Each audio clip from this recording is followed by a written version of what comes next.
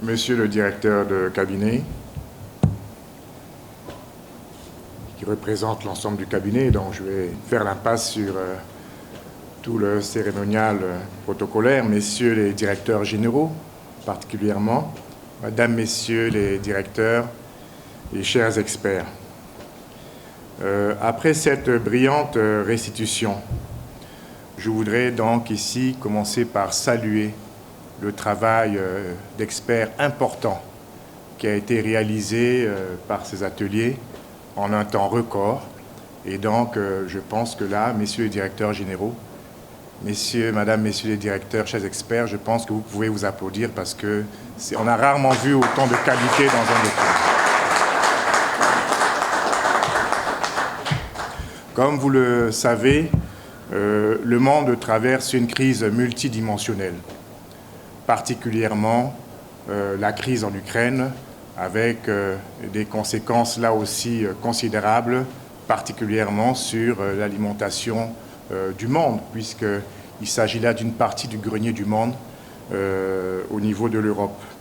Et le président de la République, chef de l'État, nous a instruit, au travers du chef du gouvernement, de prendre toutes les mesures économiques et administratives vigoureuses permettant d'anticiper d'une part et de protéger nos compatriotes des éventuelles pénuries et inflations qui pourraient être occasionnées dans le cadre donc, de cette crise internationale.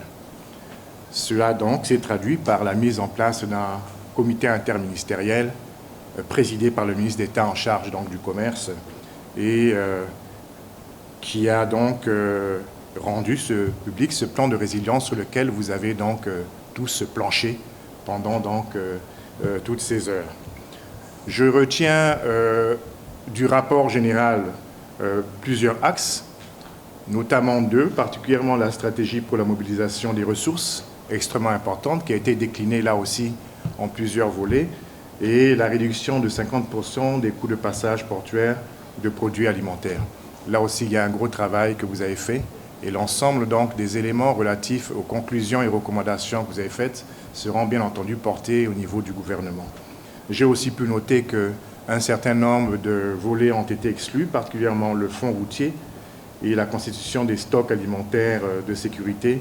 Là aussi, je ferai remonter l'information au niveau du gouvernement de façon à ce que ces volets ne soient pas oubliés, puisque nous devons avoir une vision globale, même si aujourd'hui nous nous planchons particulièrement sur le volet transport de ce plan de résilience.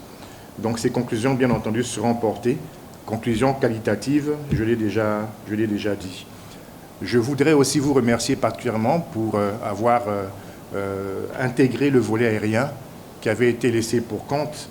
Et là aussi, nous veillerons à ce que l'ensemble des recommandations et conclusions, après analyse, soient portées au même titre que les autres volets qui constituent le rapport général.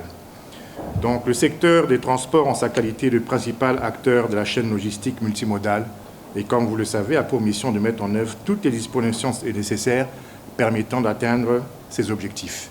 Il ne s'agit donc pas là de grands discours, il s'agit d'être concret sur un plan d'action concret que vous avez pu donc évaluer à moyen terme, court terme, moyen terme et long terme. Nous allons donc nous appuyer sur vos recommandations, le gouvernement, quand je dis nous, de façon à ce que dans les plus brefs délais, nous puissions booster donc ce secteur et pallier les problèmes donc, que vous avez pu relever concernant le plan de résilience. Enfin, je voudrais me réjouir de la qualité des travaux que vous avez mis à ma disposition, à la disposition du gouvernement. Je vous assure que les riches propositions que vous avez faites, ainsi que le document qui m'a été remis, sera transmis dans les plus brefs délais au Premier ministre, chef du gouvernement. Tout en vous remerciant, je voudrais remercier particulièrement le port autonome de Pointe-Noire. Ici, le directeur général est brillamment représenté, donc merci pour la mise à disposition logistique et la qualité des infrastructures que vous avez mis à la disposition des experts.